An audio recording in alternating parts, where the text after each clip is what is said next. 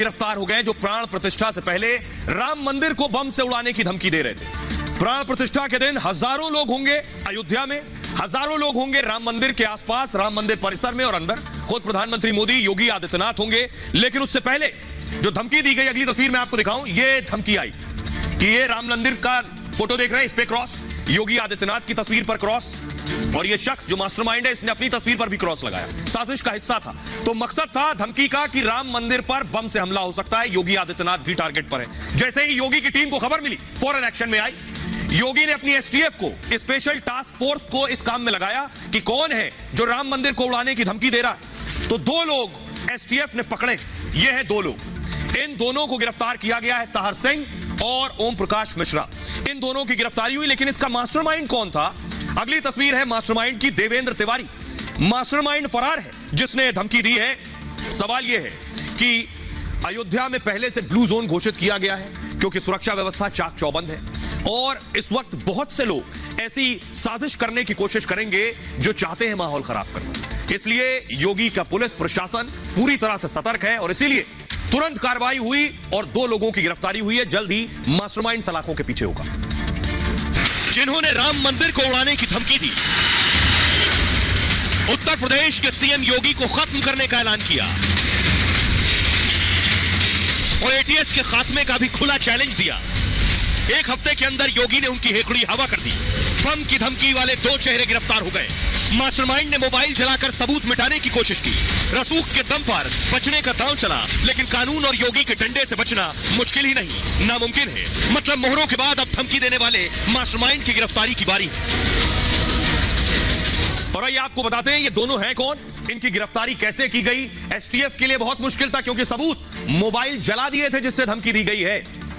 ये है वो आरोपी, राम मंदिर और योगी को धमकी देने वाले शिकंजे में आ चुके हैं।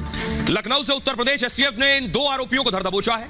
एक आरोपी है ताहर सिंह और दूसरा ओम प्रकाश मिश्रा। 25 से 30 साल इनकी उम्र है, गोंडा के रहने वाले हैं। दोनों की गिरफ्तारी लखनऊ के गोमती नगर से हुई। एसटीएफ को शाबाशी देनी होगी जिसने त्वरित कार्रवाई की। दोनों लड़कों ने ही ईमेल के जरिए राम मंदिर को बम से उड़ाने की धमकी दी। धमकी में राम मंदिर, योगी और उत्तर प्रदेश एसटीएफ प्रमुख को चेतावनी दी थी। धमकी वाले ईमेल में आपत्तिजनक भाषा का इस्तेमाल किया गया। खूंखार दिखाने के लिए आरोपी ने खुद को कहा कि हम आईएसआई से जुड़े हैं। यूपी एसटीएफ ने ईमेल के आधार पर आरोपियों की तलाश शुरू की कि ये ईमेल आया कहां से। जांच में एसटीएफ ने साइबर टीम और सर्विलांस की मदद ली। सर्विलांस जो मोबाइल के बारे में जानकारी जुटाती है। जल्द ही खुलासा हो गया कि आरोपियों ने फर्जी आईडी से ईमेल भेजा है। आरोपियों ने धमकी के लिए दो ईमेल आईडी का इस्तेमाल किया। एक ईमेल आईडी आलम अंसारी खान और दूसरी जुबैर खान के नाम से बनाई गई। दोनों ईमेल एक ही मोबाइल फोन पर बनाए गए, लेकिन इसके मोबाइल डेटा से इंटरनेट का इस्तेमाल नहीं हुआ। यानी जिस मोबाइल से मेल किया गया उस मोबाइल का इंटरनेट इस्तेमाल नहीं किया गया। इंटरनेट किसी दूसरे वाईफाई से लिया गया। एक किसान नेता के दफ्तर से वाईफाई के जरिए इंटरनेट लेकर मेल किया गया। अब आइए आपको सुनवाने जा रहा हूं दोनों आरोपियों को जो अपने बारे में बता रहे हैं। पुलिस ने पकड़ा है, सच कबूला है। सुनिए दोनों को जरा। मेरा नाम ताहर सिंह, पिताजी का नाम श्री पृथ्वीराज सिंह, गांव का नाम दिसंबरपुर, थाना धानेपुर, जिला गोंडा। ओम प्रकाश मिश्रा, सना भरत भुवन मिश्रा, निवासी भैरमपुर, कटरा बाजार, गोंडा। ये है मेल करने वाले जिन्होंने धमकी का मेल किया, लेकिन इनके पीछे मास्टरमाइंड भी है। यह मास्टरमाइंड बताया जाता है जिसका नाम है देवेंद्र तिवारी। इसने राम मंदिर को बम से उड़ाने की धमकी की पूरी साजिश रची। कौन है ये देवेंद्र तिवारी? इसके बारे में आपको बताऊं, ये अभी फरार चल रहा है। यूपी एसटीएफ इसे शिद्दत से तलाश रही है। यह है देवेंद्र तिवारी। बड़ी बात यह, जो आगे मोबाइल पड़े, जिन मोबाइल से मेल किया गया वो दोनों मोबाइल इसने फूंक डाले, जला दिए। राम मंदिर और योगी की धमकी पर यह खुलासा हुआ है। धमकी का मास्टरमाइंड देवेंद्र तिवारी बताया जा रहा है। देवेंद्र तिवारी खुद को किसान नेता और गौ सेवक कहता है। देवेंद्र तिवारी ने ही ईमेल में धमकी मिलने का दावा किया। इसने कहा मुझे मेल आया और सबूत मिटाने के लिए इसने दो मोबाइल जला दिए। देवेंद्र की कोशिश थी कि मोबाइल जलाकर वो बच जाएगा। मतलब मोबाइल से पुलिस एजेंसियों को चकमा देना चाहता था। रसूखदार होने की वजह से कई लोग इसकी मदद भी कर रहे थे। आपको बताऊं, ये देवेंद्र किसान मंच और गौ सेवा परिषद के नाम से एनजीओ चलाता है। लखनऊ के आलमबाग में इसका एक मेडिकल कॉलेज भी है। इसी मेडिकल कॉलेज से उसने धमकी की पूरी साजिश रची। कॉलेज के दो कर्मचारियों ने देवेंद्र की साजिश को अंजाम दिया। ओम प्रकाश देवेंद्र का पीए है, जबकि ताहर सिंह सोशल मीडिया देखता है देवेंद्र का। देवेंद्र कहने पर दोनों ने 2 मोबाइल खरीदे और सिम कार्ड खरीदे। इसी मोबाइल पर ईमेल आईडी बनाकर धमकी का मेल किया गया। धमकी भरे ईमेल की तस्वीर ताहर ने देवेंद्र के व्हाट्सएप पर भेजी। इसके बाद देवेंद्र के कहने पर दोनों मोबाइल नष्ट कर दिए गए, मगर एसटीएफ ने जल्द ही मोबाइल नंबर और आईपी एड्रेस ट्रेस कर लिए।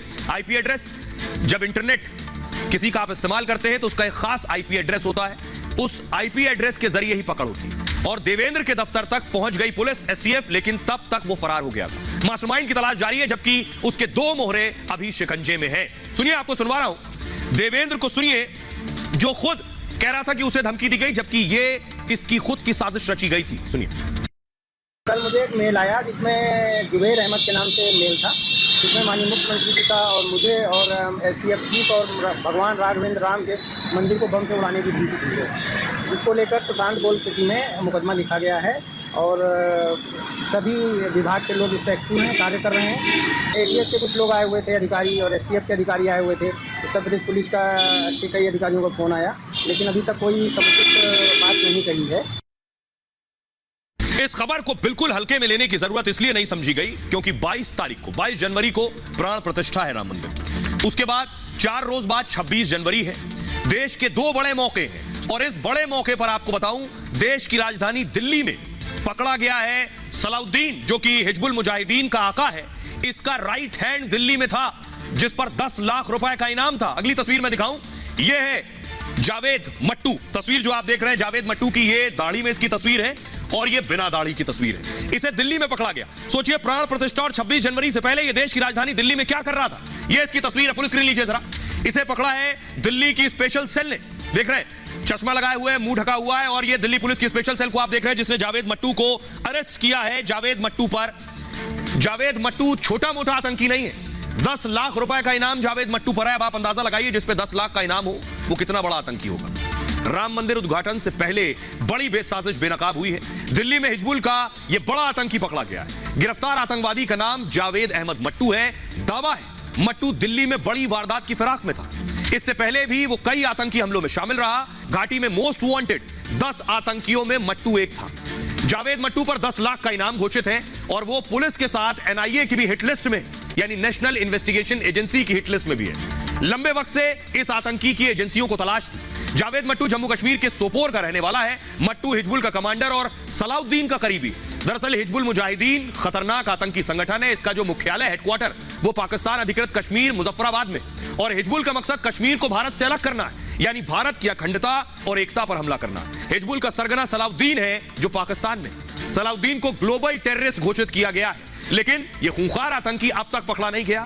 सलाउद्दीन 1987 में जम्मू कश्मीर में चुनाव लड़ चुका है। आतंकवाद को बढ़ावा देने के आरोप में जेल में रहा है। जेल से रिहा होते ही हिजबुल में शामिल हो गया और पाकिस्तान चला गया। आतंकी जावेद मट्टू भी पाकिस्तान जा चुका और पाकिस्तान के नापाक इशारे पर काम करता है, लेकिन दिल्ली में यह गिरफ्तार हुआ है।